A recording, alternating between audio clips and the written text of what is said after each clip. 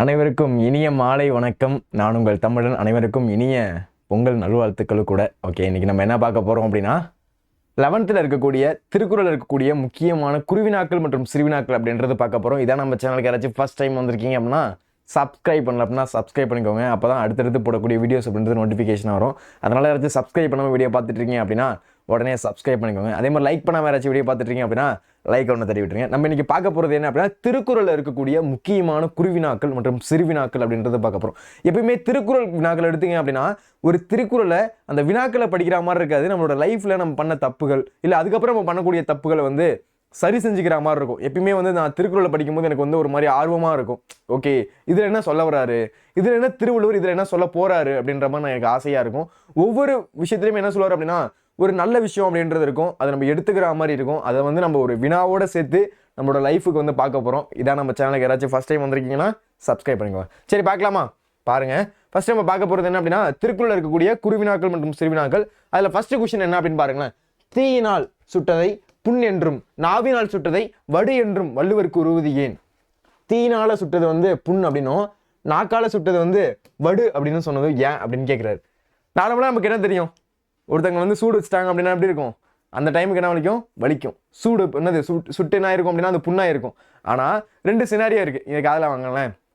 அதாவது தீயினால் சுட்ட புண் உள்ளாரும் மாறாதே நாவினால் சுட்டவடு அப்படின்னு இந்த திருக்குறள் வந்து நமக்கு ஒரு பழக்கமான திருக்குறள், நிறைய இடத்துல கேட்ட ஒரு திருக்குறள். ஓகேங்களா? அது மாதிரி தீயினால் சுட்ட புண் கூட உடனே ஆறிடும். ஆனால் ஒருத்தவங்க திட்டினாங்களே, ஒருத்தவங்களோட உங்கள் மனசு கஷ்டப்படுற மாதிரி பேசினாங்களே, அது என்றைக்குமே ஆறாது அப்படின்றத இந்த கொஸ்டினுக்கான ஆன்சர் அப்படின்றது.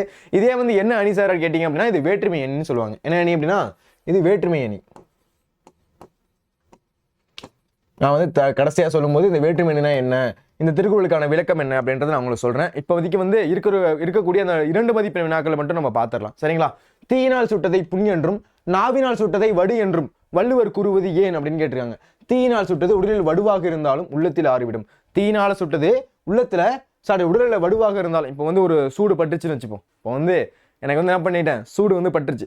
சூடு பட்டவொடனே என்ன இருக்கும், எனக்கு இங்கே வந்து மேலே வந்து புண்ணாக இருக்கும். அந்த புண்ணு அப்படின்றது என்ன இருக்கும், காலப்போக்கில் ஆறிடும், தழும்பாயிரும். ஆனால் மனசுக்குள்ளே ஏதாச்சும் இருக்குமா அப்படின்னா மனசுக்குள்ளே அதோட வடு அப்படின்றது இருக்காது. அதுதான் நல்லா சொல்கிறாங்க. அப்போ தீயினால் சுட்டது உடலில் வடுவாக இருந்தாலும் உள்ளத்தில் ஆறிவிடும். உள்ளுக்கு மனசுக்குள்ள என்ன இருக்காது, அந்த வலி எனக்கு தெரியாது. ஃபர்ஸ்ட் எனக்கு சுட்ட உடனே வலிச்சுது, எரிஞ்சுது, நல்லா துடிச்சேன், அந்த மாதிரி வலிச்சுது, அந்த அளவுக்கு இருந்தேன். ஆனால் அது காலப்போக்கில் என்ன ஆயிடுச்சு, இது சரியாயிடுச்சு. நான் தீயா சுட்ட பண்ண வந்து என்ன ஆயிடுச்சு, எனக்கு ஆறிடுச்சு. அது இந்த இடத்துல வடுவா இருக்கலாம். வடு அப்படின்னா அந்த தழும்பு இருக்கலாம். சார் எனக்கு சின்ன பிள்ளைங்க நான் வந்து ஓடி போய் கீழே விழுந்துட்டேன், எனக்கு அடிபட்டுருச்சு, அந்த தழும்பு எனக்கு இருக்கு. ஆனால் அது உள்ளத்தில் வலிக்குதா அப்படின்னு கேட்டால் உள்ளத்தில் வலிக்கல.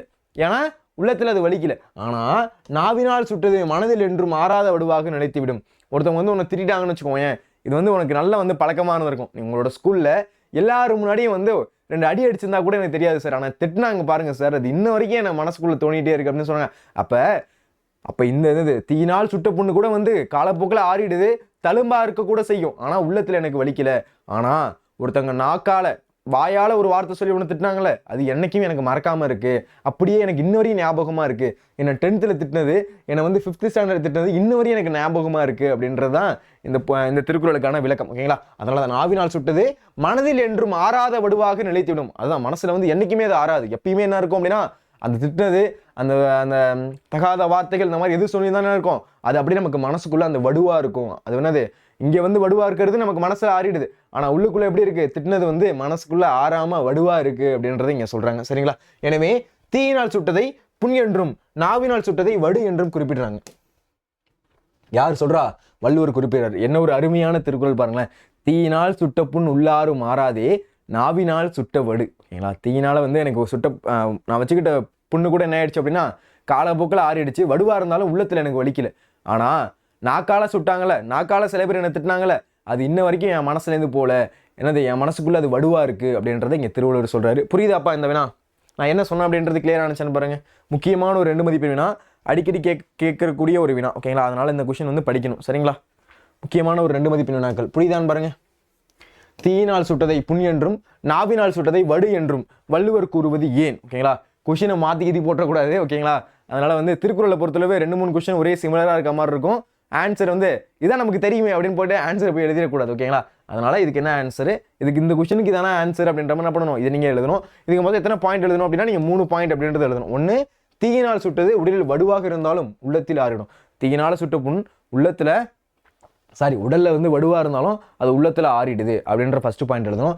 நாவினால் சுட்டது மனதில் என்றும் ஆறாத வடுவாக நினைத்தோம். நாக்கால சுட்டது மனசுல என்னைக்குமே என்னது ஆறாத ஒரு வடுவா இருக்கு.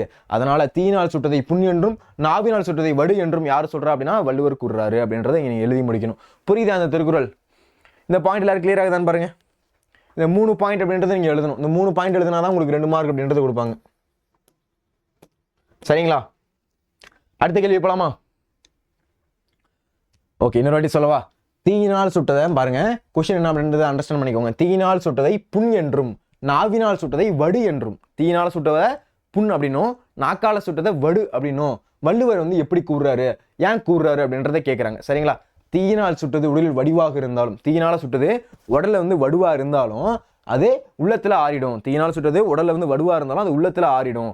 அதுவே வந்து நாக்கால சுட்டது, நம்ம வாயால சுட்டாங்களே, அது மனசுல என்னைக்குமே வந்து என்ன பண்ணுது, அது ஆறாத வடுவா இருக்கு. அது என்னைக்குமே வந்து அழியவே அழியாது.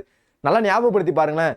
அதாவது வந்து யாராச்சும் ஒருத்தவங்களை சின்ன பிள்ளைல உங்களை திட்டிருந்தாங்கன்னு வச்சுக்கோங்களேன், இல்லை வந்து நீங்கள் 10th படிக்கும் போதோ 9th படிக்கும் போதோ, சார் அன்னைக்கு வந்து அவர் அடித்தது கூட எனக்கு மறந்துடுச்சு சார், ஆனால் அன்னைக்கு திட்டினாங்க பாருங்க சார், அது எனக்கு மறக்கவே இல்லை, இன்னைய வரையும் தோணுது. அந்த மாதிரி வந்து அந்த மாதிரி நாக்கால சில வார்த்தைகள் பேசும்போது வந்து ரொம்ப ஒரு டேஞ்சரஸாக இருக்கும். ஓகேவா? அதனால யாரையும் வந்து இந்த மாதிரி நீங்கள் நாவால் யாரையும் திட்டிடக்கூடாது. ஓகேங்களா? அதெல்லாம் இந்த இடத்துல நமக்கு தெரிய வருது. நாவினால் சுட்டது அப்படின்னா நாக்கால் ஏதாச்சும் ஒரு வார்த்தைகள் சொல்றது, அதுதான் வந்து நாவினால் சுட்டது அப்படின்றது பொருள். அதனால யாரையும் மனசு கஷ்டப்படுற மாதிரி பேசிடக்கூடாது. இந்த திருக்குறளோட நமக்கு இன்னைக்கு தெரியக்கூடிய ஒரு கருப்பொருள் என்ன அப்படின்னா, யாரையும் மனசு கஷ்டப்படுற மாதிரி பேசிடக்கூடாது, யாரையும் அவங்க மனசு வலிக்கிற மாதிரி எந்த ஒரு சொல்லும் சொல்லிடக்கூடாது. புரியுதுங்களா? இதுவரையும் அப்படிதான் சார் இருந்தேன் அப்படின்னா இதுக்கப்புறம் மாற்றிக்கோங்க. ஓகேவா? இந்த திருக்குறள்லேருந்து நமக்கு தெரிஞ்சுக்கிட்டது ஒரு 2 மதிப்பெண் நாட்களும் இங்கே நம்ம பார்த்தாச்சு. அடுத்த கேள்வி போலாங்களா? சரி, ஓகே. அடுத்த கேள்வி என்ன சார் அப்படின்னு பாருங்களேன். மருந்தாக்கி தப்பா மரத்தற்றால் செல்வம் பெருந்தகையான்கண் படின். இக்குறட்பாவின் ஊமையை பொருளோடு பொறுத்துங்க. இதில் இருக்கக்கூடிய ஊமையை அந்த பொருளோட பொறுத்துங்க அப்படின்னு கேட்குறாங்க. சரிங்களா? திருக்குறளை மறுபடியும் பாருங்க. மருந்தாகி தப்பா மரத்தற்றால் செல்வம் பெருந்தகை யான்கண் படின் அப்படின்ற ஒரு இக்குறட்பாவோட உவமையை, அதில் இருக்கக்கூடிய அந்த உவமையை பொருளோட பொறுத்துங்க அப்படின்னு கேட்குறாங்க. சரிங்களா? சரி, ஓகே. அதை பொருத்திடுவோமா? பாருங்களேன். மருந்தாகி தப்பா மரம் தன் எல்லா உறுப்புகளாலும் மருந்தாக பயன்படும் மரம் என்பது உவமை. இப்போ நீங்க வந்து எக்ஸாம்பிளுக்கு வந்து ஒரு வேப்ப மரத்தை எடுத்துப்போம். வேப்ப மரமா சார்னு கேட்காதீங்க, இப்போதைக்கு வேப்ப மரம். ஓகேங்களா? ஓகே, வேப்ப மரம் இருக்காப்பா. இந்த வேப்ப மரத்தை பாருங்களேன். இந்த வேப்ப மரத்தில் என்னென்ன இருக்கு? இலை இருக்கு. Okay, super. இலை இருக்கு, பட்டை இருக்கு, வேற என்ன இருக்கு? வேர் இருக்கு, வேற என்ன இருக்கு? இலத்தலை இருக்கு, மரம் இருக்கு, பட்டை இருக்கு, வேற என்ன இருக்கு? வேர் இருக்கு, என்னது வேப்பங்கொட்டை இருக்கு, வேப்பங்கொட்டை வேப்பங்கனி இருக்கு. ஓகேங்களா? சரி, ஓகே. இதை பாருங்களேன். இதெல்லாம் வந்து நமக்கு பயன்படுமான்னு பாருங்க. இந்த இருக்கக்கூடிய அந்த வேப்ப மரம் அப்படின்றது ஒன்று எடுத்தோம். வேப்ப மரத்தில் இருக்கக்கூடிய எல்லா பொருளும் நமக்கு பயன்படுதா சார்? இலை எங்க சார் பயன்படுது அப்படின்னா பாருங்க, இலை இருக்குல்ல, அந்த இலையை வந்து அந்த வயலுக்கெல்லாம் போடுவாங்க. அது வந்து நல்ல வந்து ஒரு கிருமி நாசினி அப்படின்றதுக்காக இலை என்ன பண்ணுவாங்க அப்படின்னா அரைச்சோ இல்லை வந்து வெறி இலையை பிச்சோ என்ன பண்ணுவாங்க அப்படின்னா வயலில் போடுவாங்க. அப்போ வேப்ப இலை அப்படின்றது யூஸ் ஆகுது. வேப்ப பட்டை, அந்த பட்டைன்னு சொல்லலாம், இல்லை அந்த மரம் அப்படின்னு சொல்லலாம். வேப்ப மரத்தை என்ன பண்ணுவாங்க, ஏதாச்சும் கட்டில் செய்யறதுக்கோ ஏதாச்சும் ஒன்று பயன்படுத்துவாங்க. வேப்ப மரம் அப்படின்றது பயன்படுது. வேர் எதுக்கு சார் பயன்படுத்துவாங்க அப்படின்னா, வேப்ப மரத்தோட வேர் அப்படின்றது ஒரு நல்ல வந்து மருந்து பொருளாக பயன்படக்கூடிய ஒரு வேர். ஓகேங்களா? நிறைய மருந்து பொருட்களோட வேர், செடியோட வேர் அப்படின்றது மருந்து பொருளாக பயன்படுத்துறாங்க. அது மாதிரி மருந்து பொருட்களுக்காக வேப்ப மரத்தையும் வேரோட பயன்படுத்துறாங்க. அதுக்கடுத்து வேப்பங்கொட்டையை வச்சு என்ன பண்ணுவாங்க அப்படின்னா அதனால காய வச்சு அதை வந்து என்ன பண்றாங்க அப்படின்னா அதில் வந்து வேப்ப எண்ணெய் அப்படின்றது தயாரிக்கிறாங்க. அப்போ பாருங்க, ஒரு மரத்தில் இருக்கக்கூடிய எல்லா பொருளும் என்ன ஆகுது அப்படின்னா யூஸ் ஆகுது. ஓகேங்களா? அப்போ மருந்தாகி தப்பா மரம் தன் எல்லா உறுப்புகளாலும் மருந்தாக பயன்படும் மரம் என்பது உண்மை. அப்போ என்ன பண்ணுது, ஒரு மரம் அப்படின்றது தன்னோட எல்லா உறுப்புகளும் என்ன பண்ணுது, எல்லாத்துக்கும் வந்து மருந்தா பயன்படுது, எல்லாத்துக்கும் வந்து யூஸா இருக்கு அப்படின்றத சொல்றாங்க. அதே மாதிரி தான் இப்போ நீங்க வாழை மரத்தை எடுத்துக்கோங்களேன். வாழை மரத்தை எடுத்தோம் அப்படின்னா வாழையில இருக்கக்கூடியது அந்த தண்டு யூஸ் ஆகுது, வாழை இலை வந்து சாப்பிட்றதுக்கு யூஸ் ஆகுது, அதில் இருக்கக்கூடிய அந்த காய் வந்து ஏதாச்சும் பஜ்ஜி போட யூஸ் ஆகுது, அதில் இருக்கக்கூடிய பழம் வந்து நம்ம சாப்பிட யூஸ் ஆகுது, அதில் இருக்கக்கூடிய மொட்டு வந்து நமக்கு சமைக்கிறதுக்கு யூஸ் ஆகுது. அந்த மாதிரி வந்து அந்த மரத்தை எடுத்தோம் அப்படின்னா எல்லா உறுப்புமே நம்மளால பயன்படுத்த முடியுது. அந்த மாதிரி மருந்தாகி தப்பா மரம் அப்படின்றது தன் எல்லா உறுப்புகளாலும் மருந்தாக பயன்படும் மரம் அப்படின்றது உண்மை. நம்மளுடைய எல்லா உறுப்புகளும் என்ன பண்ணுது, மருந்தாக பயன்படுது அப்படின்ற மரம் அப்படின்றது இங்க ஓமையா சொல்றாங்க. அதுக்கடுத்து பாருங்க, செல்வம் பிறருக்கு பயன்படும் வகையில் வாழும் பெருந்தகையானுக்கு ஓமையாக கூறப்பட்டது. இப்போ நீங்க வந்து ஒரு 50,000 ரூபாயில் வந்து ஒரு 1,00,000 ரூபா சம்பாதிக்கிறீங்கன்னு வச்சுப்போம். அந்த 1,00,000 ரூபா சம்பாதிக்கிறீங்க அப்படின்னா அது என்ன பண்ணக்கூடாது, அது மற்றவங்களுக்கு பயன்படணும். சும்மா சேர்த்து வச்சு மற்றவங்களுக்கு யூஸ் இல்லை அப்படின்ற மாதிரி இருந்துச்சு அப்படின்னா அது வேஸ்ட். அது மற்றவங்களுக்கு பயன்படும் வகையில் இருக்கணும். அதுதான் மருந்தாகி தப்பா மரத்தற்ற செல்வம் பெருந்தகை ஆண்கண் படின் அப்படின்றது. அப்போ ஒரு மரம் அப்படின்றது எப்படி எல்லா உறுப்புகளும் மற்றவங்களுக்கு பயன்படுற மாதிரி இருக்கோ, உங்கள்கிட்ட இருக்கக்கூடிய செல்வமும் சரி நீங்களும் சரி எப்படி இருக்கணும் அப்படின்னா மற்றவங்களுக்கும் பயன்படுற வகையில் இருக்கணும். அப்போ செல்வம் பிறருக்கு பயன்படும் வகையில் வாழும் பெருந்தகையானுக்கு உவமையாக கூறப்பட்டது. மரம் அப்படின்றது உவமானம். ஓகேங்களா, மரம் அப்படின்றது உவமானம், பெருந்தகையான் அப்படின்றது உவமேயம், பெருந்தகையான் அப்படின்றது உவமேயம், பயன்படல் அப்படின்றது பொதுத்தன்மை, அற்று அப்படின்றது ஓம உருபு. சார் இங்க அற்று அப்படின்றது எப்படி சார் ஓம உருபு அப்படின்றது கேட்கலாம். அதுக்கு நான் உங்களுக்கு முன்னாடியே சொல்லியிருக்கேன். போல போன்ற புறைய இன்னொரு எழுதி போடுறேன் பார்த்துக்கோங்க. ஓகேங்களா, போல போன்ற புறைய அன்ன இன்ன மான கடுப்ப ஒப்ப உரள அன்ன மேலே எழுதிட்டேன் அற்று தற்று. இதில் என்ன அப்படின்னா ஓம உருபுகள் அப்படின்னு சொல்லுவோம். இதில் என்ன வந்திருக்கு, மருந்தாகி தப்பா மரத்தற்றால் மரத்தற்று அப்படின்னு வந்திருக்கு. அப்போ அற்று அப்படின்றது இங்கே ஓம உருபு. ஓகேங்களா, அப்போ மரம் அப்படின்றது ஓமானம், பெருந்தகையான் அப்படின்றது ஓமேயம், பயன்பட அப்படின்றது பொதுத்தன்மை. ஒரு மரம் அதான் அந்த திருக்குறளுக்கான அதான் அர்த்தம். ஓகேங்களா, மருந்தாகி தப்பா மரத்தற்ற செல்வம் பெருந்தகை ஆண்கண் படி. ஒரு மரம் வந்து எப்படி வந்து எல்லா உறுப்புகளும் மற்றவங்களுக்கு பயன்படுதோ, அப்போ நீயும் சரி ஒன்றை இருக்கக்கூடிய செல்வமும் சரி எப்படி இருக்கணும் அப்படின்னா மற்றவங்களுக்கு பயன்படும் வகையில் இருக்கணும். சும்மா வந்து சேர்த்து வச்சு உனக்கு வந்து சுயநலமாக இருக்கக்கூடாது. எப்படி இருக்கலாம் அப்படின்னா நீங்கள் சம்பாதிக்கிறது உங்கள் வீட்டுக்கு யூஸ் பண்ணலாம், வீட்டுக்கும் கொடுக்கலாம், உங்கள் வீட்டில் உள்ளவங்களுக்கும் வந்து என்ன பண்ணலாம், எல்லாருக்கும் பயன்படுற வகையில் இருக்கணும். அந்த மாதிரி இருக்கிறது தான் இங்கே சொல்கிறாங்க. புரியுதாப்பா? இந்த பாயிண்ட் எல்லாரும் கிளியராக தான் பாருங்க. இந்த பாயிண்ட் எல்லாருக்கு புரியுதா? அடுத்த கேள்வி போகலாமா? என்ன சொன்னேன் அப்படின்றது புரியுதா? அடுத்த கேள்வி போகலாமா? அப்போ மருந்தாகி தப்பா மரத்தற்றால் செல்வம் பெருந்தகை ஆண்கண் படின். இதில் இருக்கக்கூடிய ஓமை வந்து பொருளோடு பொருத்தியாச்சு. சரிங்களா, அடுத்த கேள்வி போகலாமா? அடுத்தது பாருங்க, எதற்கு முன் நல்ல செயலை விரைந்து செய்ய வேண்டும் என்று திருக்குறள் கூறுகிறது. எதுக்கு முன்னாடி நல்ல செயலை செய்யணும்? எதுக்கு முன்னாடிப்பா நல்ல செயலை செய்யணும்? யாருக்காச்சும் தெரியுமா? எதுக்கு முன்னாடி ஒரு நல்ல செயலை செஞ்சு முடிக்கணும்? தெரியலையே சார் அப்படின்னா பாருங்க, நாக்கு அடைத்து விக்கல் வந்து உயிருக்கு இறுதி வரும் முன் நல்ல செயலை விரைந்து செய்ய வேண்டும் என்று திருக்குறள் கூறுகிறது. நாக்கு அடைச்சி அப்படின்னா இறக்குறதுக்கு முன்னாடி ஒரு தருவாய் இருக்கும்ல, எப்படி இருக்கும்? நாக்கு போய் அடைச்சிருமா, மூச்சு விட முடியாம நாக்கு போய் அடைச்சிருமா. நாக்கு அடைத்து விக்கல் வந்து விக்கல் வரும்போது எப்படி இருக்கும்? எப்படா தண்ணி எடுத்து குடிப்போம் அப்படின்ற மாதிரி இருக்கும். அப்போ விக்கல் வந்து உயிருக்கு இறுதி வருமோ, அந்த மாதிரி வரக்கூடிய இந்த உயிர் வந்து கடைசி ஸ்டேஜில் இருக்கு. ஓகேங்களா, அந்த மாதிரி வரத்துக்கு முன்னாடி நல்ல செயல்களை எல்லாத்தையும் நீ செஞ்சிடணும் அப்படின்றத இங்கே திருவள்ளுவர் சொல்றாரு. அப்போ உயிருக்கு இறுதி வருமுன் நல்ல செயல்களை விரைந்து செய்ய வேண்டும், நல்ல செயல்களை விரைந்து செய்ய வேண்டும் என்று திருக்குறள் கூறுகிறது. எதுக்கு முன்னாடி நல்ல செயலை நீங்க செய்யணும் அப்படின்னா நாக்கு அடைச்சி. ஓகேங்களா, அதான் நாக்கு அடைத்து அப்படின்னா நாக்கு அடைச்சி விக்கல் வந்து அப்படின்னா விக்கல் வரும். ஓகேவா, சாகிறதுக்கு முன்னாடி எப்படி இருக்கும் அப்படின்னா அந்த ஒரு சினாரியோ இருக்கும். ஓகேங்களா, நாக்கு அடைச்சி விக்கல் வந்து உயிர் நீங்கும் முன்னாடி அந்த ஒரு கடைசி தருவாய், சாக போற தருவாய். ஓகேங்களா, இறுதி வரும் முன் நல்ல செயல்களை என்ன பண்ணணும், விரைந்து செய்ய வேண்டும். அப்படின்னா என்ன சொல்றாரு, அப்போ மட்டும் தான் செய்யணுமா சார் அப்படின்னா நம்ம எதை நோக்கி போயிட்டு இருக்கோம் அப்படின்னா நமக்கு டைம் ஒவ்வொரு வருஷமா புதுசா பிறக்குது அப்படின்னு சொல்லிட்டு இருக்கோம். ஆனால் வந்து நமக்கு காலம் வந்து இறந்த காலமாக தான் ஆகிட்டு இருக்கு. கரெக்டா, 2025 வந்துச்சு. உனக்கு என்னப்பா ஏஜ் என்ன கம்மி ஆகிட்டா வருது? ஏஜ் வந்து அதிகமாகிட்டு தான் போகுது. நம்ம எதை நோக்கி போயிட்டு இருக்கோம், அந்த கலரை நோக்கி போயிட்டு இருக்கோம். அந்த மாதிரி தான் வந்து நம்மளோட லைஃப் அப்படின்றது போயிட்டு இருக்கு. சரிங்களா, அப்போ இருக்க போகிறது இந்த ஒரு லைஃப்ல மற்றவங்களுக்கு உதவியாக இருக்கணும். என்ன பண்ணக்கூடாது அப்படின்னா இப்போ வந்து நமக்கு ஒரு கோட் ஒன்று சொல்லுவாங்க, அதாவது வந்து இறக்குற டேட்டு தெரிஞ்சிருச்சு அப்படின்னா நீ நல்லவனாக மாறிடுவே அப்படின்னு சொல்லுவாங்க. அது உனக்கு தெரிஞ்சிருச்சு அப்படின்னா அவனோட வாழ்க்கை நரகமாயிடும். அதனால தான் அது உனக்கு சொல்லலை அப்படின்னு சொல்லியிருப்பாங்க. அது மாதிரி வந்து நம்ம என்னதான் வந்து ஒரு ஸ்டேஜில் போயிட்டு இருக்கும்போது வந்து நம்மளால முடிஞ்ச உதவிகளை வந்து மற்றவங்களுக்கு செய்யணும் அப்படின்றதான் இது இந்த திருக்குறள் வழியாக சொல்ல வர கருத்து. ஓகேங்களா, அதான் நாக்கு அடைச்சி விக்கல் வந்து உயிருக்கு இறுதி வருமுன், நாக்கு அடைச்சி விக்கல் வந்து, ஓகேங்களா, நாக்கு அடைச்சி விக்கல் வந்து உயிர் வந்து இறுதி வருமுன்னு என்ன பண்ணணும் அப்படின்னா விரைந்து அப்படின்னா சீக்கிரமாகவே நல்ல செயல்களை செஞ்சு முடிச்சிடணும் அப்படின்றத இங்கே திருவள்ளுவர் சொல்றாரு. புரியுதான்னு பாருங்க. என்று எது கூறுகிறது என்றால் திருக்குறள் கூறுகிறது. இந்த பாயிண்ட் எல்லாரும் கிளியர் ஆகுதுன்னு பாருங்க. எது கூறுது அப்படின்னா திருக்குறள் கூறுது. இந்த பாயிண்ட் அப்படின்றது முக்கியம். 2 மார்க் அப்படின்றது உங்களுக்கு கொடுப்பாங்க. சரிங்களா? முக்கியமான ஒரு வினா. புரியுதாப்பா? பாருங்க, எதற்கு முன் நல்ல செயல்களை விரைந்து செய்ய வேண்டும் என்று திருக்குறள் கூறுகிறது. நாக்கு அடைத்து விக்கல் வந்து உயிருக்கு இறுதி வரும் முன் நல்ல செயல்களை விரைந்து செய்ய வேண்டும் என்று திருக்குறள் கூறுகிறது. நான் எதுக்கு சார் 2-3 வாட்டி சொல்றீங்க அப்படின்னா, நீங்க படிக்கும் போதே வந்து வீடியோ பார்க்கும் போதே மனப்பாடம் ஆயிடணும். ஓகேவா? அதுக்கு அடுத்த வாட்டி நீங்க படிக்கும் போது ஜஸ்ட் வந்து ரிவைஸ் தான் பண்ணணும். ஜஸ்ட் என்னென்ன இருக்கு அப்படின்றதான் பார்க்கணும். அதனால தான் வந்து ஒரு கொஸ்டினுமே வந்து 2-3 வாட்டி சொல்றேன். அதே மாதிரி எத்தனை வாட்டி அடிக்கடி நீங்க காதுல வாங்க உங்களுக்கு வந்து மனப்பாடம் ஆயிரும். நான் 2-3 வாட்டி சொல்றப்ப இதுதான் நான் நாக்கு அடைச்சு விக்கல் வந்து உயிருக்கு இறுதி வரும் முன்ன நல்ல செயல்களை செஞ்சு விடணும், விரைந்து நல்ல செயல்களை செய்து விட வேண்டும், அவ்வளவுதான். ஆனா ஓகே அப்படின்ற மாதிரி இருக்கும். அதனால வந்து நான் 2-3 வாட்டி சொல்றேன் அப்படின்னா கூட வந்து சேர்ந்து நீங்க என்ன பண்ணீங்க அதை படிச்சுக்கோங்க அந்த வினாக்களை. ஓகேவா? ஓகே, அடுத்த கேள்வி போலாமா? 3வது கேள்வி அப்படின்றது பார்த்தாச்சு. ஓகேங்களா? அடுத்து பாருங்க, சீர்தூக்கி ஆராய வேண்டிய ஆற்றல்கள் யாவை அப்படின்னு கேட்டிருக்காங்க.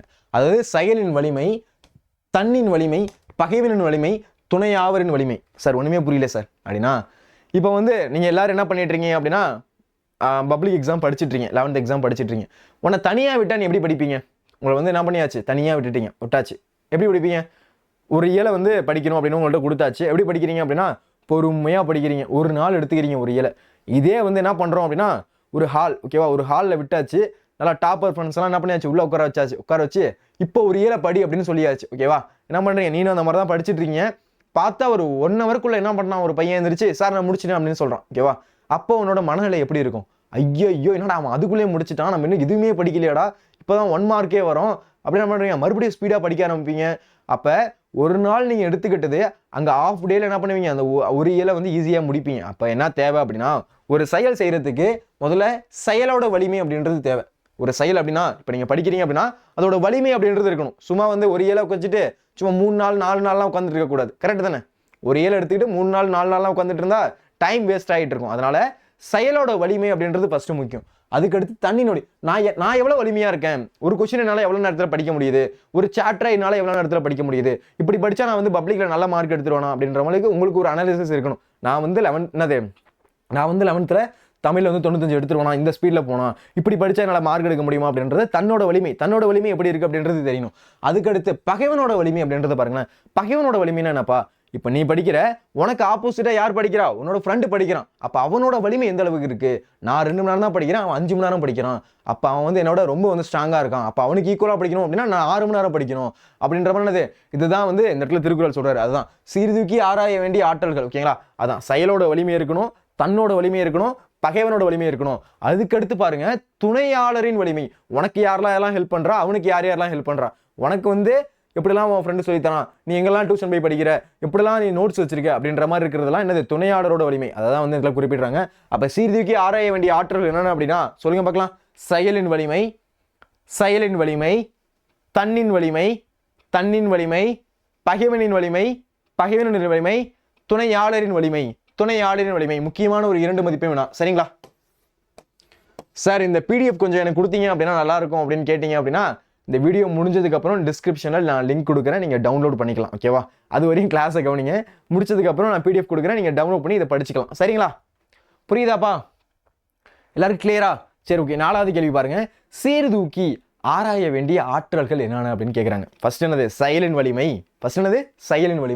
அடுத்து தன்னின் வலிமை, அடுத்து பகைவனின் வலிமை, அடுத்து துணையாவரின் வலிமை. ஓகேங்களா சார்? இதுக்கு எப்படி சார் மார்க் கொடுப்பாங்க அப்படின்னா எல்லாத்துக்கும் 6.5 மார்க். சோழர்லாம் உங்களுக்கு 2 மார்க் அப்படின்றது கொடுப்பாங்க. புரியுது பாருங்க. சோழர்லாம் என்ன பண்ணுவாங்க அப்படின்னா 2 மார்க் அப்படின்றது இந்த வினா கொடுப்பாங்க. ரொம்ப முக்கியமான ஒன்று, கேட்கும் போது நீங்க எழுதணும். சரிங்களா? புரியுதாப்பா? இந்த பாயிண்ட்ல கிளியரா தான் பாருங்க.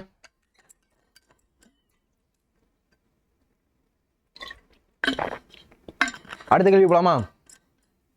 4 கேள்வி அப்படின்றது பார்த்தாச்சு. ஓகே, அடுத்த கேள்வி பார்க்கலாமா?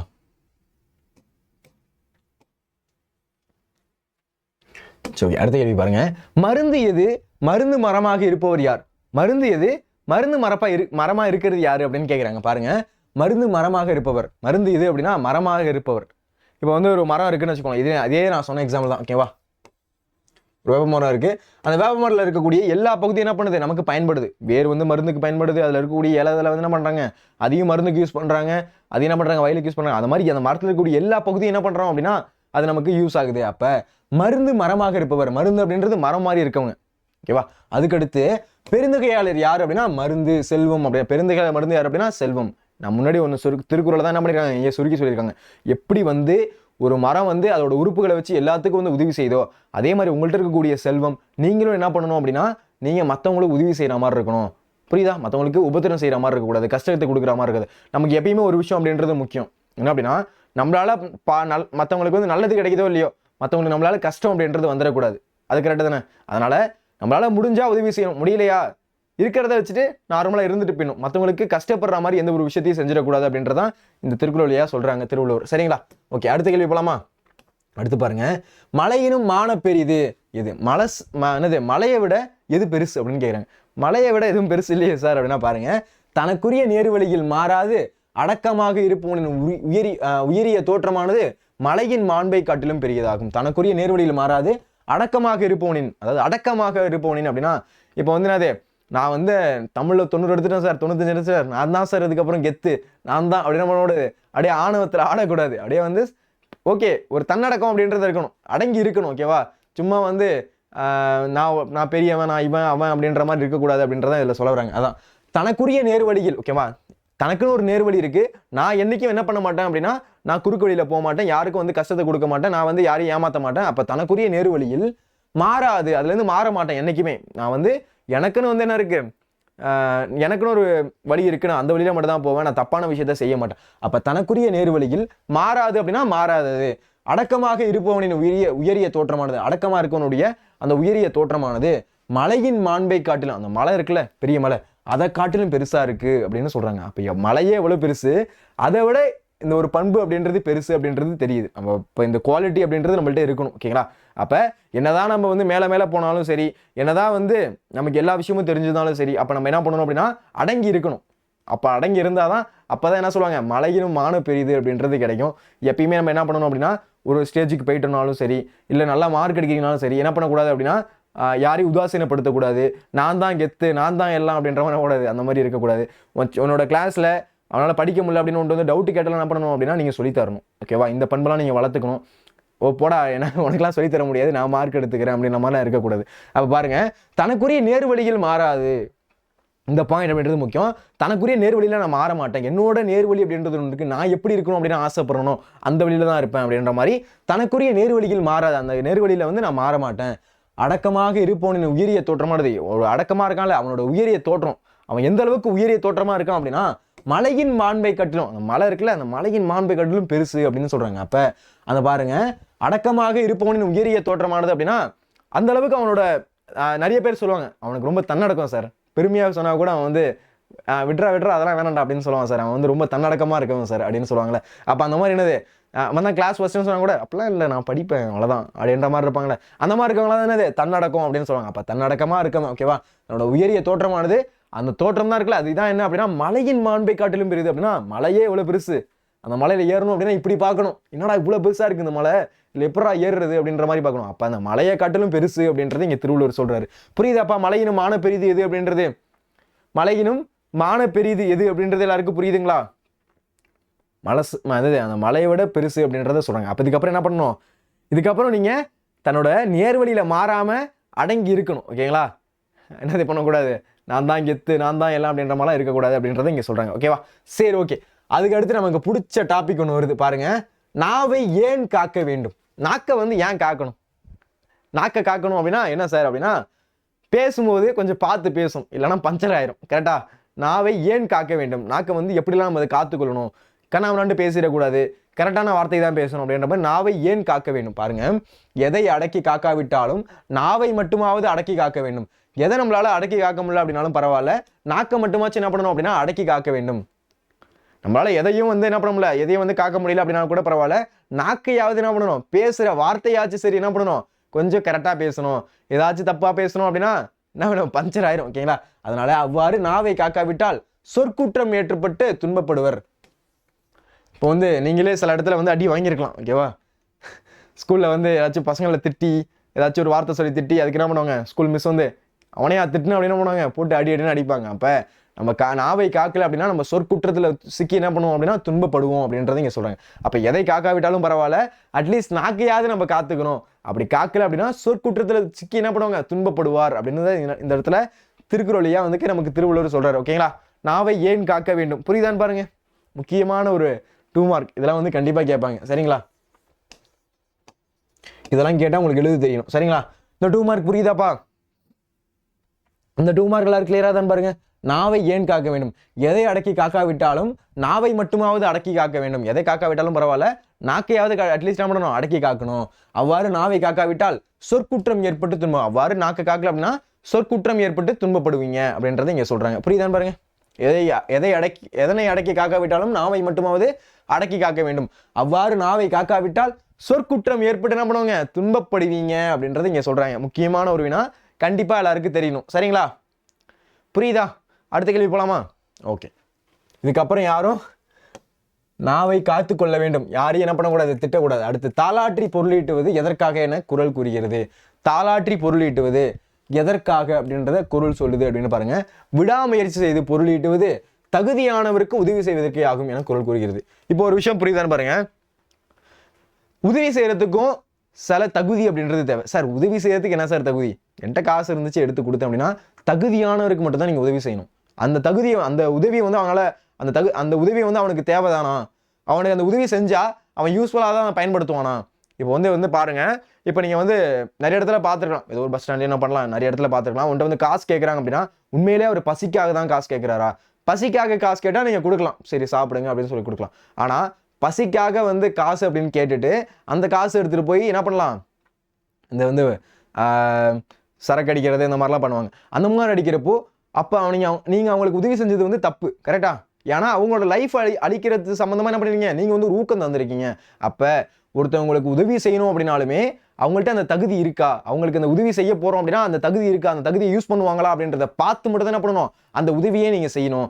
ஏன்னா ஒரு என்ன பண்ணுறது, நானும் உதவி செய்கிறேன் அப்படின்றத என்ன பண்ண முடியாது, அது உதவி செய்யக்கூடாது. அந்த உதவி அப்படின்றது உங்களுக்கே வந்து அந்த புண்ணியம் அதெல்லாம் சொல்லுவாங்களா, அந்த மாதிரி வந்து குறைஞ்சிரும் அப்படின்னு சொல்லுவாங்க. அப்போ என்ன பாருங்க அப்படின்னா, நீங்கள் ஒருத்தவங்களுக்கு உதவி செய்கிறீங்க அப்படின்னு வச்சுக்கோங்களேன், இதை வந்து மனசில் வச்சுக்கோங்க. எப்பயுமே நீங்கள் ஒருத்தவங்களுக்கு உதவி செய்கிறீங்க அப்படின்னா அந்த உதவி எப்படி இருக்கணும் அப்படின்னா ஒருத்தவங்களுக்கு தகுதியானதாக இருக்கா அப்படின்றத செக் பண்ணணும். நான் அந்த உதவி அவனுக்கு செஞ்சேன் அப்படின்னா அவன் உண்மையிலே யூஸ் பண்ணுவானா, அவன் சும்மா வந்து கேட்டுட்டு இருக்கானா அப்படின்றத நீங்கள் ஃபஸ்ட்டு பார்க்கணும். அதை பார்த்து தான் என்ன பண்ணணும் அப்படின்னா நீங்கள் அந்த உதவி அப்படின்றதே செய்யணும். அதுதான் வந்து இந்த இடத்துல திருவள்ளுவர் சொல்கிறார், விடாமுயற்சி செய்து பொருளீட்டுவது தகுதியானவருக்கு உதவி செய்வதற்கே ஆகும். அப்போ தகுதியானவர் ஏதாச்சும் கேட்டால் அப்போ உதவி செய்யலாம். உண்மையிலே வந்து ஒருத்தவன் படிக்க தான் வந்து ஃபீஸ் கேட்குறான், ஃபீஸ் கட்டணும் அப்படின்னு காசு கேட்குறான் அப்படின்னா அப்போ தகுதியானவருக்கு நீங்கள் காசு கொடுக்கலாம். சரி ஓகே படிடா, உன்னோட லைஃப்பில் நீ முன்னேறதுக்கு இந்த விஷயம் கேட்குற, உனக்கு இந்த தகுதி இருக்குது, நீ இதை படிக்கலாம், நான் உனக்கு உதவி செய்கிறேன், அது வேற விஷயம். ஆனால் அவன் என்ன பண்ணுறான், போயிட்டு வந்து அந்த பஸ் ஸ்டாண்ட் சைடில் என்ன பண்ணுறான், அந்த காசு மட்டும் வாங்கிட்டு போயிட்டு தனியாக என்ன பண்ணுறான், அந்த மது பொருட்களை வந்து அருந்துருது, அந்த மாதிரி பண்ணும்போது அப்போ நம்ம தகுதியானவருக்கு உதவி செய்யலை அப்படின்றது நமக்கு தெரியணும். அப்போ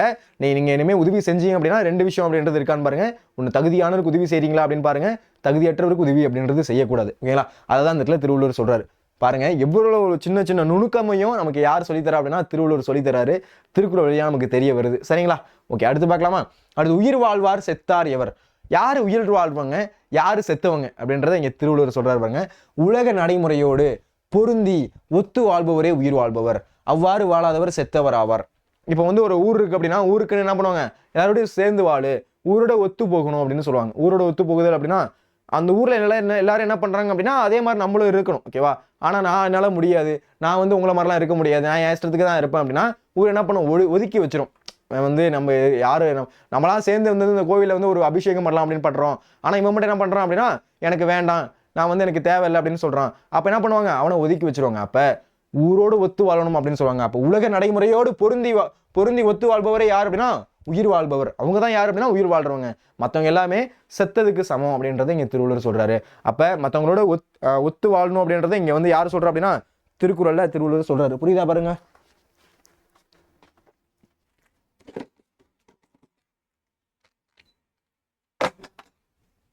இந்த பாயிண்ட் எல்லாருக்கும் புரியுதாப்பா? ஓகே, அடுத்த கொஸ்டின் போலாமா? இந்த கொஸ்டின் எல்லாருக்கும் புரிஞ்சிருச்சா? உயிர் வாழ்பவர் யாரு, செத்தவர் யாரு அப்படின்றத திருவள்ளுவர் எப்படி சொல்றாரு அப்படின்றது புரிஞ்சிருச்சா? இந்த பாயிண்ட் எல்லாரும் கிளியரா? அடுத்த பாயிண்ட் போலாமா? ஓகே, அடுத்து பாருங்க 10வது கேள்வி, கடைசியா இருக்கக்கூடிய ஒரு கேள்வி. ஓகேங்களா? உலகில் நிலைத்து நிற்பதாக குறள் கூறுவது யாது? உலகத்துல நிலைத்து நிற்பது எது அப்படின்னு வந்து குறள் சொல்லுது அப்படின்றத கேட்குறாங்க. பாருங்க, இணையற்ற உயர்ந்த புகழே அல்லாமல் இந்த உலகத்தில் ஒப்பற்ற உயர்ந்து நிலைத்து நிற்பது வேறு எதுவும் இல்லை அப்படின்னு சொல்றாரு. இணையற்ற உயர்ந்த புகழே அல்லாமல், புகழ் அப்படின்றது முக்கியம். நம்மளோட சான்றோர்கள், நம்மளோட முன்னோர்கள் எப்படி இருந்தாங்க அப்படின்னா, புகழ் வரும் அப்படின்னா உயிரை கூட கொடுப்பாங்க, பழி வரும் அப்படின்னா இந்த உலகமே கொடுத்தாலும் வேணாம் அப்படின்னு சொல்லிடுவாங்க. இந்த மாதிரி இருந்தவங்க தான் நம்மளோட தமிழர்கள்.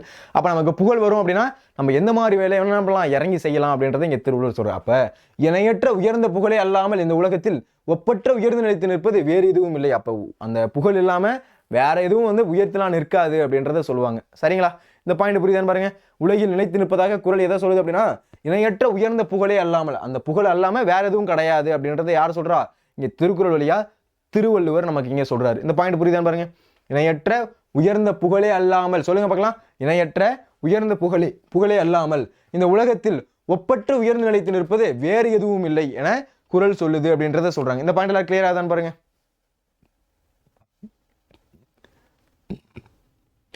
ஓகே, அடுத்த கேள்வி போலாமா? நம்ம வந்து இப்போ குருவினாக்கள் அப்படின்றது நம்ம பார்த்தாச்சு. அதுக்கடுத்து நம்ம பார்க்க போறது என்ன பார்க்க போறோம் அப்படின்னா, சிறுவினாக்கள் அப்படின்றது பார்க்க போறோம். ஓகேங்களா? குருவினாக்கள் முடிஞ்சிருச்சு அப்படின்னா அதுக்கடுத்து நம்ம பார்க்க போகிறது சிறுவினாக்கள். அதுக்கடுத்து கூடுதல் வினாக்கள் ஒரு 5 கொஸ்டின் வச்சிருக்கேன். 5 கொஸ்டின் 9 கொஸ்டின் நம்ம இருக்கு. ஓகேங்களா? அந்த ஒரு எக்ஸ்ட்ரா ஒரு கொஸ்டினும் நம்ம பார்த்துடலாம். ஓகேங்களா?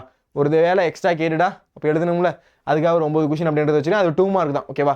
ரொம்ப சிம்பிளாக தான் இருக்கும். மிஸ்ட் நீங்கள் பார்த்தீங்க அப்படின்னாலே புரிஞ்சுற மாதிரி தான் இருக்கும். ஓகேங்களா? ஓகே, நம்ம சிறுவினா அப்படின்றது பார்க்க போகிறோம். பார்க்கலாமா? ஓகே, எடுத்தவொடனே நமக்கு தெரிஞ்ச ஒரு வினா தான் சிறுவினாக்கள். பாருங்க, தீயினால் சுட்ட புண் உள்ளாறு மாறாதே, நாவினார் சுட்டபடி குறப்பவில் பயின்று வரும் அணியை விளக்குக. இதில் இருக்கக்கூடிய அந்த அணியை வந்து விளக்குங்க. தீயினால் சுட்ட புண் உள்ளாறு மாறாதே, நாவினால் சுட்டபடி, இதில் இருக்கக்கூடிய அணியை விளக்குக அப்படின்னு கேட்குறாங்க. ஃபர்ஸ்ட் இதில் என்ன அணி இருக்கு அப்படின்னா, வேற்றுமை அணி அப்படின்றது இருக்கு.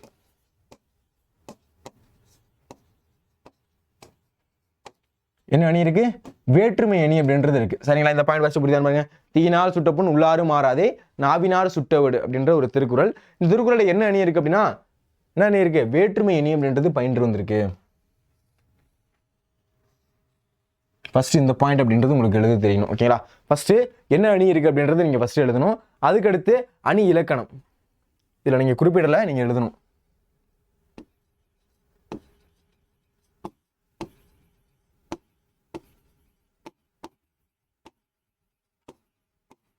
அணி இலக்கணம் என்ன சார் அப்படின்னா, அணியை பத்தி நம்ம சொல்றது இரு பொருள்களின் ஒற்றுமையை முதலில் கூறிய பின்னர் அவற்றின் வேற்றுமையை கூறுவது வேற்றுமை அணி. அவ்வளவுதான். என்ன பண்றாங்க அப்படின்னா, ஃபர்ஸ்ட் ரெண்டுத்துக்கு இருக்கக்கூடிய அந்த ஒற்றுமையை சொல்றாங்க.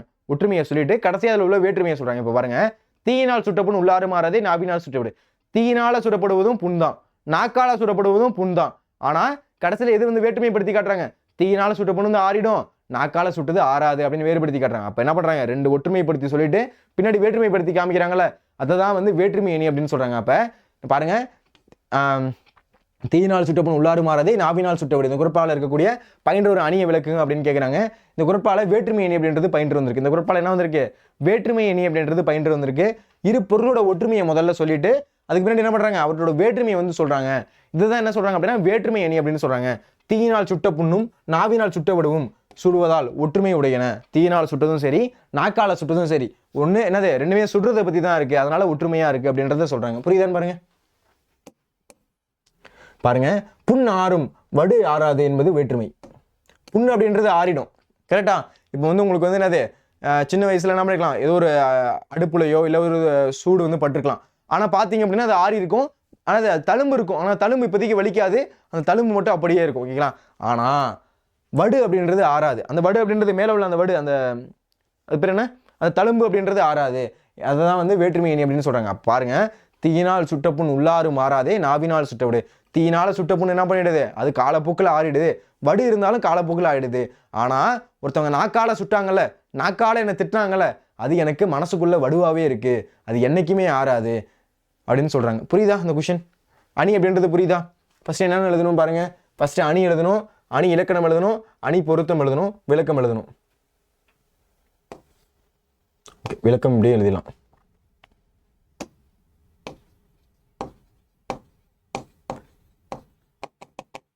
இதெல்லாம் நீங்க கீ பாயிண்ட்ஸ் போட்டு எழுதினா தான் உங்களுக்கு ஃபுல் மார்க் அப்படின்றது கிடைக்கும். அப்போ இதெல்லாம் எழுதணுமா சார் அப்படின்னா கண்டிப்பா நீங்க எழுதணும். ஓகேங்களா?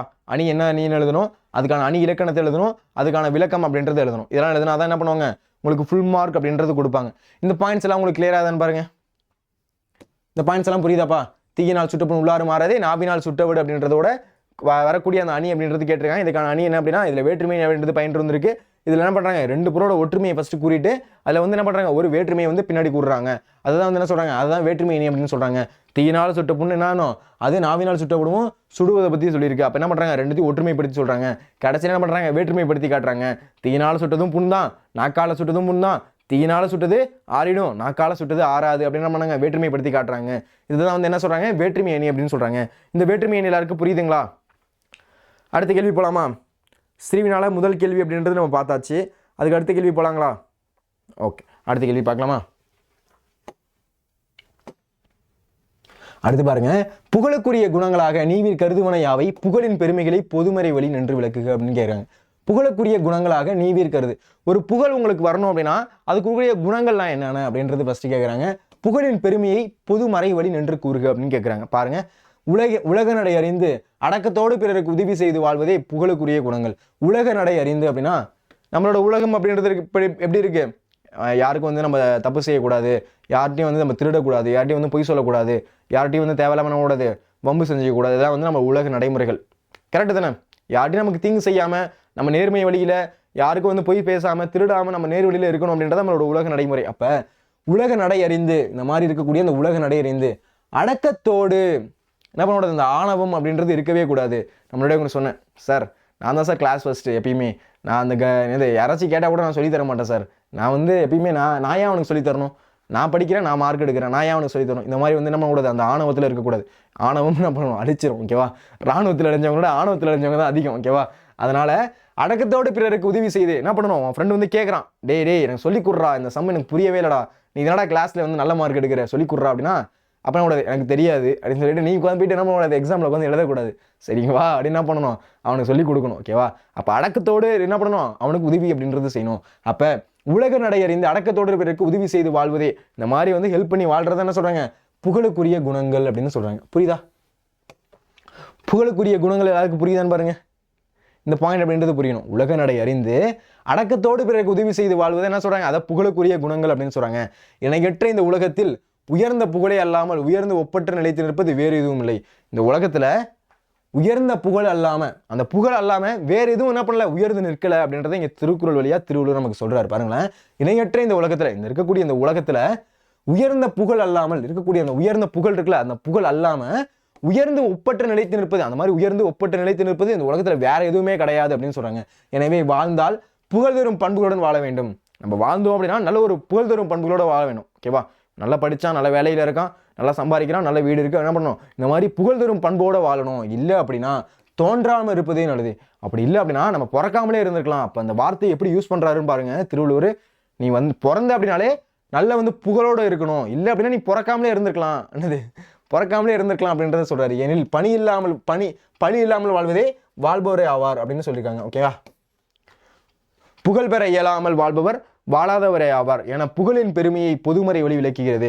அப்போ புகழ் அப்படின்றது எந்த அளவுக்கு முக்கியம் அப்படின்றத இங்கே திருக்குறள் வழியாக நமக்கு தெரிய வருது. சரிங்களா? அப்போ புகழ் அப்படின்றது எந்த அளவு முக்கியம், அப்படி புகழ் வரல அப்படின்னா நம்ம பிறக்காமலே இருந்திருக்கலாம் அப்படின்ற வார்த்தையை வந்து யார் யூஸ் பண்ணுறா அப்படின்னா திருக்குறளை நம்ம திருவள்ளுவர் சொல்றாரு. சரிங்களா?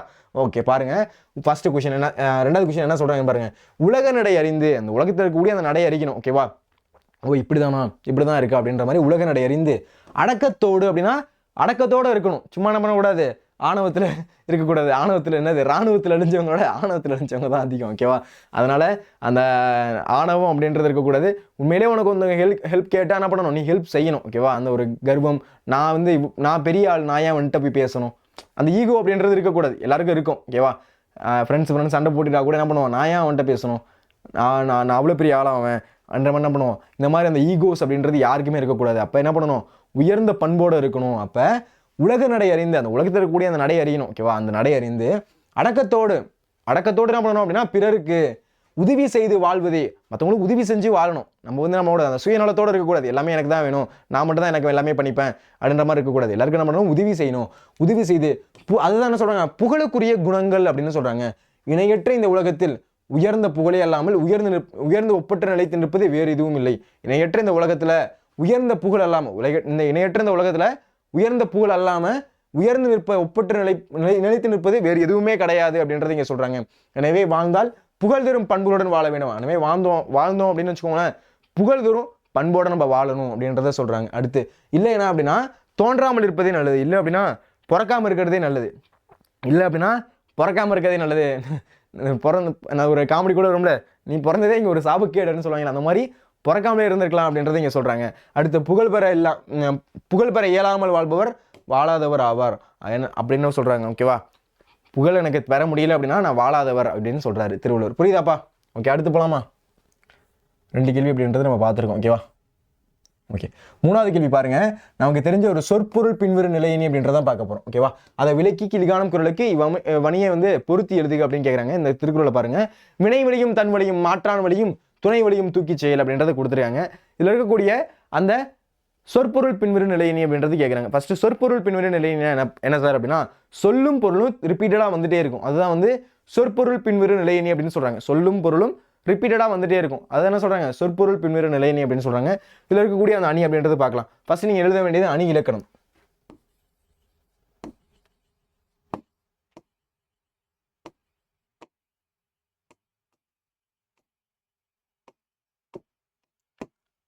ஃபர்ஸ்ட் என்ன பண்ணணும் அப்படின்னா அணி இலக்கணம் அப்படின்றது நீங்க எழுதணும். அணி இலக்கணம் எழுதாம என்ன பண்ணக்கூடாது, எழுதக்கூடாது. சரிங்களா? ஓகே, அணி இலக்கணம் அப்படின்றது எழுதணும். நான் உங்கள்கிட்ட எழுதணும் அப்படின்றதுக்காக நம்ம காமிச்சேன். ஓகேவா, அணி இலக்கணம் அப்படின்றது நீங்க ஃபர்ஸ்ட் எழுதணும். அணி இலக்கணத்தை என்ன சொல்லியிருக்காங்க அப்படின்னு பாருங்க, செய்யுளில் முன்னர் வந்த சொல் மீண்டும் மீண்டும் அதே பொருளில் பலமுறை வருமானால் சொற்பொருள் பின்வரும் நிலையினி. ஒரு செய்யுள், ஓகேவா, ஒரு பாட்டா இருக்கலாம், இல்லை வந்து ஒரு செய்யுள் பகுதியா இருக்கலாம். சரிங்களா? அந்த செய்யுள்ல முன்னாடி வந்த சொல், முன்னாடி வந்து ஒரு சொல் வந்திருக்கு. ஓகேங்களா, ஒரு சொல்லு மீண்டும் மீண்டும் அதே பொருள்ல ஒரு சொல் என்ன பண்ணுது, மீண்டும் மீண்டும் என்ன பண்ணுது அப்படின்னா அதே பொருள்ல வருது. இப்போ வலிமைன்னு இருக்கு, அந்த வலிமை அப்படின்றது என்ன பண்ணுது, திரும்ப திரும்ப வருது. ஆனா வேற வேற பொருள் கொடுக்குதா அப்படின்னு பார்த்தா வேற வேற பொருள் கொடுக்கல. வலிமை அப்படின்றது என்னது, வலிமையை தான் குறிப்பிடுது. அப்ப வலிமை அப்படின்றது ரிப்பீட் ஆகுது. அப்ப வலிமை அப்படின்ற ஒரே வார்த்தை என்ன பண்ணுது அப்படின்னா ரிப்பீட்டடா ஒரே அர்த்தத்தை தான் கொடுக்குது. அப்ப அதை என்ன சொல்றாங்க, அதுதான் வந்து சொல்லும் பொருளும் பின்வரும் நிலையணி. சொல் என்ன பண்ணுது, திரும்ப திரும்ப வருது, ஆனா அதே பொருள்ல தான் பின்னாடி வருது அப்படின்னா அது என்னது, அதை தான் சொற்பொருள் பின்வரும் நிலையணி அப்படின்னு சொல்றாங்க. இந்த பாயிண்ட் புரியுதான்னு பாருங்க. இதுக்கு வந்து உங்களுக்கு 1 மார்க் அப்படின்றது கொடுப்பாங்க, 1 மார்க் அல்லது 2 மார்க் அப்படின்றது கொடுப்பாங்க. அதனால அணி இலக்கணம் எழுதாம நீங்க எழுதவே கூடாது. ஓகேவா? அப்ப உங்களுக்கு அணி கேட்ட என்ன பண்ணணும், ஃபர்ஸ்ட் அணி இலக்கணம் அப்படின்றத நீங்க எழுதணும். ஓகேங்களா?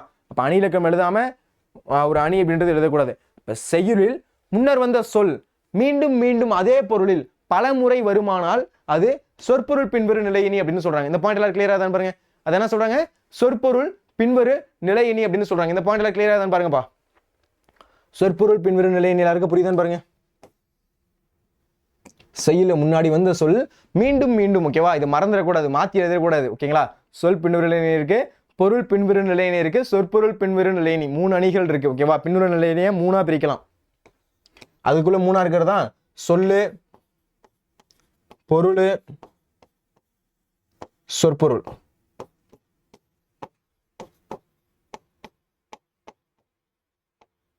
சொல்லு, பொருள், சொற்பொருள் 3 இருக்கு. சரிங்களா?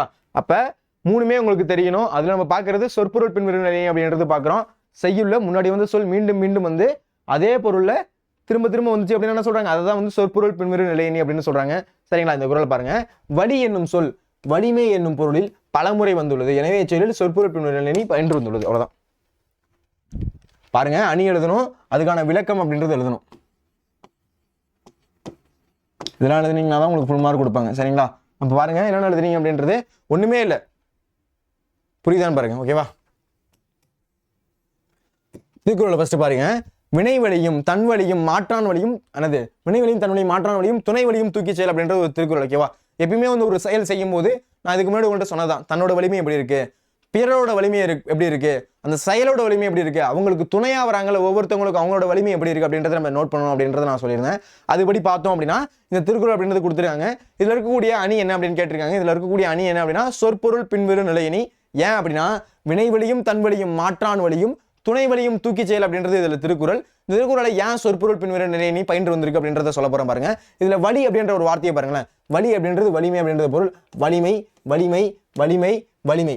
அப்ப வலிமை அப்படின்ற வார்த்தை திரும்ப திரும்ப திரும்ப திரும்ப வந்திருக்கு. ஆனா திரும்ப திரும்ப வந்தாலும் வேற பொருள் அப்படின்றது மாறல. இந்த வலிமைக்கு என்னது, அந்த வலிமையை தான் குறிப்பிடுது. அடுத்து வர வலிமையும் வலிமையை தான் குறிப்பிடுது.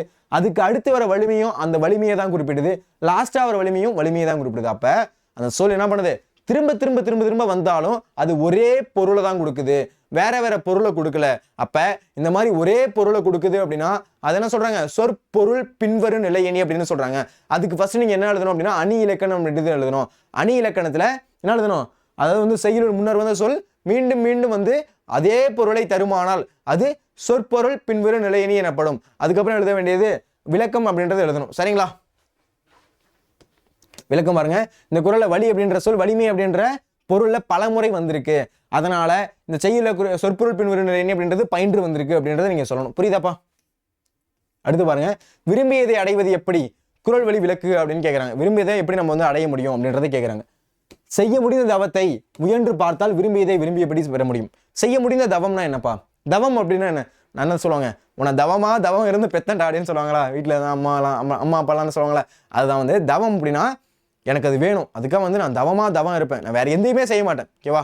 காலையில் எழுந்திரிச்சு படிப்பேன், சாப்பிடுவேன் படிப்பேன், தூங்குவேன், காலையில் எழுந்திரிச்சு படிப்பேன். நான் என்ன பண்ண மாட்டேன், சும்மா கேம் விளையாடுறதோ டிவி பார்க்குறதோ அன்வான்டாக எதுவுமே செய்ய மாட்டேன். நான் எக்ஸாமுக்கு தவம் இருக்கேன். ஓகேவா? இந்த மார்க் எடுக்கணும் அப்படின்றதுக்காக டோட்டல் வந்து நான் 550 எடுக்கணும், 560 எடுக்கணும், 590 எடுக்கணும் அப்படின்றது நான் தவம் இருக்கேன், அப்படிதான் உட்காந்து படிக்கிறேன் அப்படின்ற பண்ணணும். அந்த மாதிரி தவம் இருக்கணும். அப்போ செய்ய முடிந்த தவத்தை முயன்று பார்த்தால் நம்மளால என்ன முடியும் அப்படின்றத முயன்று பார்த்தோம் அப்படின்னா விரும்பியதை விரும்பி எப்படி பெற முடியும். நம்ம என்னத்தை விரும்பணுமோ, நம்ம என்னத்தை ஆசைப்பட்டோமோ அதைப்படியே நம்மளால அடைய முடியும். அப்ப பாருங்க, நம்மளோட தவம் அப்படின்றது ரொம்ப முக்கியம். ஓகேங்களா? இப்போ நீங்க எக்ஸாம் படிக்கிறீங்க, என்ன பண்ணணும், ஃபுல் டைமுக்கு வந்து என்ன பண்ணணும், படிக்கணும். ஓகேவா? ஆனால் நம்ம கூடாது ஒரு 1 hour படிச்சுட்டு மீதி 4 மணி நேரம் கேம் விளாடுறது, விளையாட போடுறது, சும்மா ஜாலியாக இருக்கிறது, டிவி பார்க்குறது, அந்த மாதிரி செஞ்சுட்டு இருந்தோம் அப்படின்னா அது தவமாக இருக்குமா? தவம் அப்படின்னா ஃபுல் டைம். ஓகேவா? ஃபுல் டைமும் வந்து படிக்கிறது மட்டும் தான் நம்மளோட சிந்தனை அப்படின்றது இருக்கணும், ஃபுல்லாக படிக்கிறது மட்டும் தான் யோசிக்கணும். அப்போ செய்ய முடிந்த தவத்தை அப்படின்னா நம்மளால என்ன முடியுமோ, நம்மளால என்ன செய்ய முடியுமோ அந்த செய்ய முடிந்த தவத்தை முயன்று பார்த்தால், அதை என்ன பண்ணணும், முயற்சி செஞ்சு பார்க்கணும். முயன்று பார்த்தால் விரும்பியதை விரும்பி எப்படி என்ன பண்ண முடியும் அப்படின்னா பெற முடியும். விரும்பினதை விரும்பி எப்படி நம்மளால என்ன பண்ண முடியும், அதை பெற முடியும் அப்படின்னு சொல்றாங்க. பொன்னை நெருப்பிலிட்டு சுடும்போது அது மாசு நீங்க ஓரிடுவது போல தவத்தை மேற்கொண்டு வருந்தினால் ஞானம் என்னும் அறிவு வெளி உருகும். ஓகேவா? இப்போ ஒரு நகை இருக்குன்னு வச்சுப்போம். ஓகேங்களா? ஒரு நகையை எடுத்து கொண்டு போய் என்ன பண்றோம் அப்படின்னு வச்சுக்கோங்களேன், அதை நெருப்புல இட்டு என்ன பண்றோம் அப்படின்னா அதை வந்து சூடுபடுத்துறோம். ஓகேங்களா? அப்படி சூடுபடுத்தும் போது அதுல மாசு அப்படின்றது இருக்கும். மாசு அப்படின்னா அழுக்கு. ஓகேங்களா? அதில் இருக்கக்கூடிய அழுக்கு அப்படின்றது அந்த நெருப்பு பட்டு என்ன பண்ணுது, அது தனியா பிரிஞ்சு வந்துடுது, அதோட ஒரிஜினல் தங்கம் அப்படின்றது தனியா பிரிஞ்சு வருது. அந்த மாதிரி ஓரிடுவது போல அப்படின்னா அந்த பிரிஞ்சு சென்றது. ஓகேங்களா? அந்த மாதிரி போறதுனால தவத்தை மேற்கொண்டு அப்படின்னா அந்த மாதிரி என்ன பண்ணணும் அப்படின்னா நம்ம தவம் மேற்கொள்ளணும். அந்த மாதிரி நம்ம தவம் மேற்கொள்ளும் போது அந்த மாதிரி நம்ம வருந்தணும் அப்படின்னா ஞானம் என்னும் அறிவு ஒளி பெருகும். ஞானம் அப்படின்னு சொல்லக்கூடிய நம்மளோட அறிவு அப்படின்றது பெருகும் அப்படின்றத இங்க திருவள்ளுவர் சொல்றாரு. இது புரியுதான்னு பாருங்கப்பா. செய்ய முடிஞ்ச தவத்தை என்ன பண்ணணும், நம்ம முயன்று பார்க்கணும். அப்பதான் விரும்பியபடி நம்ம எப்படி நீ ஆசைப்பட்டியோ அதே மாதிரி நீ அடைய முடியும். ஒரு பொன், அதாவது வந்து ஒரு தங்க நகைகள் இருக்கு அப்படின்னா அதை கொண்டு போய் நெருப்புல இட்டு என்ன பண்றோம், அதை சுடுவோம் அப்படின்னு வச்சுக்கோங்களேன். அப்பதான் என்ன பண்ணோம், அது மாசு நீங்க ஓரிடுவது போல, அதுல மாசு அப்படின்றது எப்படி நீங்குதோ அதே மாதிரி தவத்தை மேற்கொண்டோம் அப்படின்னா, அந்த தவத்தை மேற்கொண்டு நம்ம வருந்தணும் அப்படின்னா ஞானம் என்னும் அறிவு ஒளி அப்படின்றது நமக்கு பெருகும் அப்படின்றத இங்க திருவள்ளுவர் சொல்றாரு. புரியுதான்னு பாருங்க. 2வது பாயிண்ட் கிளியர் ஆகுதான்னு பாருங்க. 2வது பாயிண்ட் புரியுதா? அறிவு ஒளி எப்படி பெருகுது அப்படின்றது புரியுதா? அறிவு ஒளி எப்படி பெருகுது அப்படின்றது எல்லாரும் கிளியர் ஆகுதா? ஓகே, அடுத்து பார்க்கலாமா? உரிய காலத்தில் பொருத்தமான இடத்தில் செயலை மேற்கொண்டால் உலகத்தையே பெற கருதினாலும் கிடைத்துவிடும் என குறள் வழிகாட்டுகிறது. உரிய காலத்தில் அப்படின்னு என்ன சார் அப்படின்னா பாருங்க, இன்னும் எக்ஸாமுக்கு எவ்வளவு நாள் இருக்கு? ஓகே, ஒரு 2 மாசம் 3 மாசம் வச்சுப்போம். ஓகேவா? உரிய காலத்தில் அப்படின்னா இப்போ இந்த டைம் தான் என்ன டைம் அப்படின்னா படிக்கக்கூடிய டைம். ஓகேங்களா? இப்போ படிக்கிற டைம் தான் உங்களுக்கு எக்ஸாமுக்கு படிக்கிற டைம். கரெக்டா? இப்போ நம்மளோடது சார் அதெல்லாம் பார்த்துக்கலாம் சார், கடைசி டைம்ல படிச்சுக்கலாம் அப்படின்னா அந்த டைம்லாம் படிச்சா மண்டையில ஏறாது, என்னது ஆன்சர் தெரியாது, மறந்து போயிடும். அப்போ என்ன பண்ணணும், இப்போலேருந்து என்ன பண்ணணும் அப்படின்னா நீங்கள் ப்ராக்டிஸ் பண்ணணும். அப்போ இப்போ இருக்கக்கூடிய டைம் அப்படின்றதான் படிக்கக்கூடிய டைம். அப்போ உரிய காலத்தில் அப்படின்னா இருக்கக்கூடிய அந்த டைம் உரிய காலத்தில் பொருத்தமான இடத்தில், பொருத்தமான இடம் அப்படின்னா என்ன சார் அப்படின்னா கரெக்டாக வேலை படிக்கணும். என்ன பண்ணக்கூடாது, எக்ஸாமுக்கு கிட்ட வச்சுக்கிட்டு என்ன பண்ணக்கூடாது அப்படின்னா படிக்காமல் இருக்கிறது, முன்னாடி தேவையில்லாத எக்ஸாமுக்கு தேவையில்லாத புக்கு கண்டென்ட்லாம் போய் படிக்கிறது, அந்த மாதிரி பண்ணக்கூடாது. அப்போ உரிய காலத்தில் அப்படின்னா அந்த டைம் அப்படின்றது ரொம்ப முக்கியம். எக்ஸாமுக்கு முன்னாடி இருக்கக்கூடிய அந்த டைம், எக்ஸாம் முன்னாடி நான் படிச்சுட்டு இருக்கேன். அப்போ உரிய காலத்தில் பொருத்தமான இடத்தில் அப்படின்னா என்ன அர்த்தம் அப்படின்னா, பொருத்தமான அந்த எக்ஸாமுக்காக உரிய இடம் தான் பொருத்தமான இடத்தில் செயலை மேற்கொண்டால் உலகத்தையே பெற கருதினாலும் கிடைத்துவிடும் என குறள் வழிகாட்டுகிறது. அப்போ நீங்கள் உலகமே வேணும் அப்படின்னாலும் இதான் ஃபார்முலா. அப்ப உரிய காலம் அப்படின்றது முக்கியம், டைம் அப்படின்றத வேஸ்ட் பண்ணக்கூடாது அப்படின்றத இங்க குறள் வழியா நமக்கு திருக்குறள் வழியா நமக்கு திருவள்ளுவர் விளக்குறாரு. அப்ப உரிய காலம் அப்படின்றது ரொம்ப முக்கியம். அப்போ உரிய காலத்துல பொருத்தமான இடம் அப்படின்னா என்ன சார் அப்படின்னா அந்த இடம். ஓகேவா, அந்த எக்ஸாமுக்கு நீங்க படிக்கக்கூடிய சூழ்நிலை, அந்த எக்ஸாமுக்கு படிக்கக்கூடிய அந்த இடம், அதாவது வந்து பொருத்தமான இடத்தில் செயலை மேற்கொண்டால் அந்த செயலை நீங்க மேற்கொள்றீங்க, உட்காந்து என்ன பண்றீங்க, ஃபுல் டைம் வந்து ப்ரிப்பேர் பண்ணிட்டே இருக்கீங்க, படிச்சுட்டே இருக்கீங்க, பொருத்தமான இடத்துல உலகத்தையே பெற கருதினால் அந்த உலகமே உங்களுக்கு வேணும் அப்படின்னு நீங்க கிடைச்சா கூட அதுதான் அதுக்கு தான் இந்த ஃபார்முலா அப்படின்னு சொல்றாரு. புரியுதாப்பா? இந்த பாயிண்ட் கிளியர் ஆகுதா? ஓகே, இப்போதைக்கு நான் என்ன பார்த்துருக்கேன் அப்படின்னா உங்களுக்கு 4 சிறுவினா அப்படின்றது பார்த்தாச்சு. இப்போ எக்ஸ்ட்ரா கொஸ்டின் இருக்குன்னு சொன்னால அந்த எக்ஸ்ட்ரா கொஸ்டின் டக்குன்னு பார்த்தலாம். ஃபர்ஸ்ட் நன்றி என வள்ளுவர் எதனை கூறுகிறார்? நன்று அப்படின்றத வள்ளுவர் எதை கொள்றாரு அப்படின்னு பாருங்க. தோன்றினால் புகழ் தரும் பண்புடன் தோன்றுக, இல்லை எனில் தோன்றாமல் இருப்பதே நன்று என வள்ளுவர் குறிப்பிட்டார். நான் அது முன்னாடி உங்களுக்கு சொல்லியிருந்தேன். நம்ம இதுக்கு முன்னாடி பார்த்த வினாக்கள்ல இருக்கக்கூடிய அந்த சிறுவினா இருக்கக்கூடிய பாயிண்ட்ஸ் என்ன பண்றாங்க, ஒரு வினாவா கேட்டு வச்சிருக்காங்க. அதை நீங்க சிறுவினா படிச்சிருந்தீங்க அப்படின்னா இந்த இருக்கக்கூடிய குறிவினா அப்படின்றது ஈஸியா இருக்கும். நீங்க வந்து நம்மளாம் ஈஸியா நல்ல ஸ்கோர் அப்படின்றது நீங்க ஸ்கோர் பண்ணலாம். ஓகேவா? அப்ப தோன்றினால் புகழ் தரும் பண்புடன் தோன்ற வேண்டும். தோன்றணும் அப்படின்னா நல்ல வந்து புகழ் தர பண்போடு நம்ம தோன்றணும். இல்லை அப்படின்னா தோன்றாம இருக்கிறதே வந்து நல்லது. அப்படி இல்லை அப்படின்னா நம்ம பிறக்காம இருக்கிறதே நல்லது அப்படின்றத இங்க திருவள்ளுவர் சொல்றாரு. புரியுதான்னு பாருங்க. தோன்றினால் நல்ல புகழோடு தோன்றுக, இல்லை எனில் தோன்றாமல் இருப்பதே நன்று. தோன்றினால் நல்ல புகழ் தரும் பண்புகளுடன் தோன்றுக, இல்லை என்றால் தோன்றாமல் இருப்பதே நன்று அப்படின்றத இங்க சொல்றாங்க. புரியுதான்னு பாருங்க. தோன்றினால் புகழ் தரும் பண்புகளுடன் தோன்ற வேண்டும், இல்லை எனில் தோன்றாமல் இருப்பதே நன்று என வள்ளுவர் கூறுகிறார். தோன்றினால் புகழ் தரும் பண்புகளுடன் தோன்ற வேண்டும், இல்லை என்றால் தோன்றாமல் இருப்பதே நன்று அப்படின்னு யார் சொல்றா? வள்ளுவர் சொல்றாரு. இந்த பாயிண்ட் எல்லாரும் கிளியரா தான் பாருங்க. இந்த பாயிண்ட் எல்லாருக்கும் புரியுதா? அடுத்த கேள்வி போலாமா? பாருங்க. வாழ்வார் வாழாதவர் எவர் எவர் என வள்ளுவர் கூறுகிறார். யாரு வாழ்றவங்க யாரு வாழாதவங்க அப்படின்றத திருவள்ளுவர் சொல்றாரு.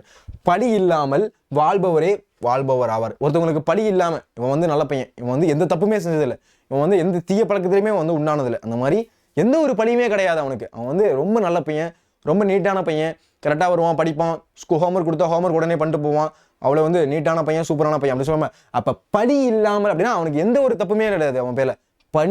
பழி இல்லாமல் வாழ்பவரே, அந்த மாதிரி வாழ்றாங்கல்ல அவங்க தான் வந்து வாழ்பவர் ஆவார். புகழ் இல்லாமல் வாழ்பவர் வாழாதவர். புகழே கிடையாது அவன்கிட்ட, ஒருத்தவன்ட்ட எந்த புகழுமே கிடையாது, அவனை பார்த்தாலே அடிச்சாலும் அடிக்கிறாங்க, அவனை திட்டுறாங்கன்னு வச்சுக்கோங்களேன், புகழே கிடையாது. அப்போ புகழ் இல்லாமல் வாழ்பவர் வாழாதவர் ஆவார். அவன் வந்து வாழ்றதுக்கே சமம் கிடையாது, அவன் வாழவே தேவையில்லை அப்படின்ற அளவுக்கு என்ன சொல்றாரு திருக்குறள் வழியா நமக்கு திருவள்ளுவர் இங்க சொல்றாரு. அப்ப புகழ் இல்லாமல் வாழ்பவரே வாழ்பவர் ஆவார். பழி இல்லாமல் வாழ்பவரே வாழ்பவர் ஆவார். புகழ் இல்லாமல் வாழ்பவர் வாழாதவர் ஆவார் அப்படின்றத இங்க திருக்குறள் வழியா நமக்கு திருவள்ளுவர் சொல்றாரு. சரிங்களா? இந்த பாயிண்ட் எல்லாருக்கும் புரியுதா? அடுத்த கேள்வி போலாமா? இந்த பாயிண்ட் எல்லாருக்கும் புரிஞ்சிருச்சா? அடுத்த கேள்வி பார்க்கலாங்களா? எது வாழ்பவர் எது வாழாதவர் அப்படின்றது புரிஞ்சிருச்சா? அடுத்து செய்தவம் ஈண்டு முயலப்படுவது ஏன்? செய்தவம் ஈண்டு முயலப்படுவது ஏன்? விரும்பியதை விரும்பியவாறே பெற முடியும் என்பதனால் செய்ய முடிந்த தவம் இங்கேயே முயன்று பார்க்கப்படுகிறது என வள்ளுவர் கூறுகிறார். நம்மளால வந்து இப்போ அதான் உங்கள்கிட்ட சொல்லியிருந்தேன். ஓகேவா? இப்போ நீங்கள் எக்ஸாம் படிக்கிறீங்க, உங்களோட மார்க் எய்ம் வந்து அசாத்தியமான மார்க்காக இருக்குது. இப்போ 600க்கு 590 எடுக்கணும் அப்படின்னு ஆசைப்படுறீங்க. ஓகேவா? அப்படி ஆசைப்படுறீங்க அப்படின்னா செய்ய முடிஞ்ச தவத்தை நம்ம இங்கேயே செஞ்சு பார்த்துடணும். அதாவது வந்து என்ன பண்ணணும், வேற எதுவுமே பண்ணக்கூடாது, ஃபுல் டைம் படிக்கிறது மட்டும்தான். காலைல 9 மணிக்கு உட்காடுறீங்க, நைட்டு 9 மணி நேரம் படிக்கிறீங்க, 10 மணி நேரம் படிக்கிறீங்க, ஃபோன்லாம் நோண்டல, டிவிலாம் பார்க்கல, படிக்கிறீங்க, தூங்குறீங்க, சாப்பிட்றீங்க, படிக்கிறீங்க, தூங்குறீங்க, சாப்பிட்றீங்க, இதுதான் வந்து ரொட்டீனாக வச்சிருக்கீங்க. அப்போ இந்த மாதிரி நீங்கள் படிக்கும்போது இது ஒரு தவம் மாதிரி, வேற எதுவுமே நான் பண்ண மாட்டேன், ஃபுல்லாக படிப்பேன், தூங்குவேன், சாப்பிடுவேன், படிப்பேன், அவ்வளோதான். தூங்குறது வந்து தேவையான அளவு, எனக்கு உடம்புக்கு எவ்வளோ ரெஸ்ட் தேவையோ அதுக்கு மட்டும் தான் நான் தூங்கிப்பேன். மீதி நல்லா என்ன பண்ணுவேன் அப்படின்னா படிச்சுக்கிட்டே இருப்பேன். அப்போ செய்ய முடிந்த தவத்தை நம்ம செஞ்சு பார்த்தோம் அப்படின்னா அதான் விரும்பியதை விரும்பியவாறே பெற முடியும் என்பதனால், நம்ம எதை நீ ஆசைப்பட்டியோ அந்த ஆசையை அப்படியே உன்னால பெற முடியும். அப்படின்னா செய்ய முடிந்த தவம், உன்னால என்ன தவத்தை செய்ய முடியுமோ இங்கேயே முயன்று பார்க்கப்படுகிறது. இங்கே நீ முயன்று பார்த்து அப்படின்னா அதை உன்னால பெற முடியும் அப்படின்றத இங்க திருவள்ளுவர் சொல்றாரு. அதான் செய்தவம் ஈண்டு முயலப்படுவது ஏன் அப்படின்றத சொல்றாங்க. புரியுதாப்பா? செய்தவம் ஈண்டு முயலப்படுவது ஏன் அப்படின்றத இங்க திருவள்ளுவர் சொல்றாரு. இந்த பாயிண்ட் எல்லாருக்கும் கிளியர் ஆகுதான்னு பாருங்க. இந்த பாயிண்ட் எல்லாருக்கும் புரியுதா? இந்த பாயிண்ட் எல்லாரும் கிளியர் ஆகுதா? அப்ப செய்தவம் ஈண்டு முயலப்படுவது ஏன் அப்படின்றது எல்லாரும் கிளியர் ஆகுதா? இந்த பாயிண்ட் எல்லாருக்கும் புரிஞ்சிருச்சா? ஓகே, அடுத்த கேள்வி போலாமா?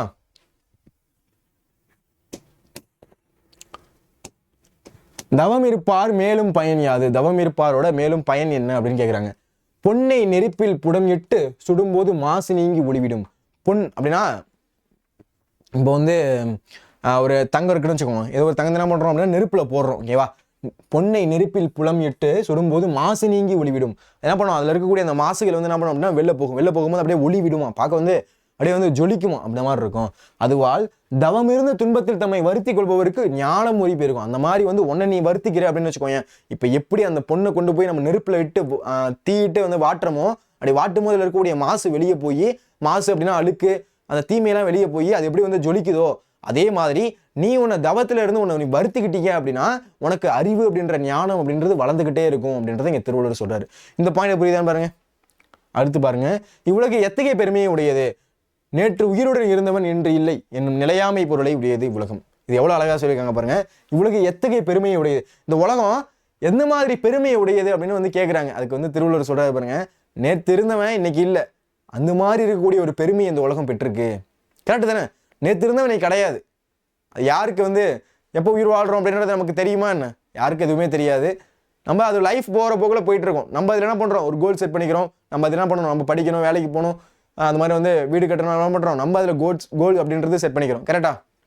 அந்த மாதிரி நம்ம லைஃப்ல இருந்து போயிட்டு இருக்கோம். அப்போ இவ்வுலகு எத்தகைய பெருமை உடையது அப்படின்றது என்னது, நேற்று உயிரோட இருந்தவன் இன்னைக்கு உயிரோட இல்லை, அது அப்படின்ற ஒரு நிலையாமை தான் இந்த உலகம் அப்படின்றது இருக்கு.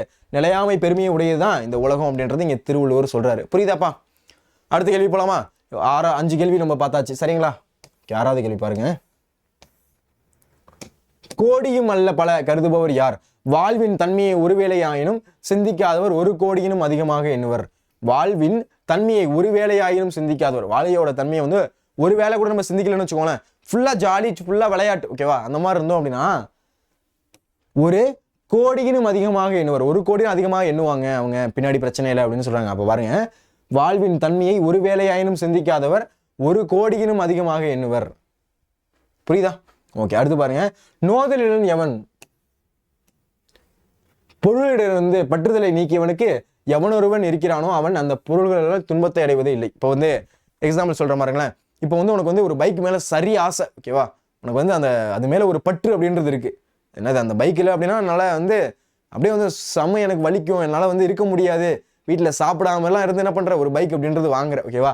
அப்ப பொருள்களிடமிருந்து பற்றுதலை நீக்கியவனாக எவன் ஒருவன் இருக்கிறானோ, ஓகேவா, அந்த மாதிரி இருக்கு அப்படின்னா அந்த வண்டி உன்னை விட்டு திரும்ப போகுதுன்னு வச்சுக்கோங்க.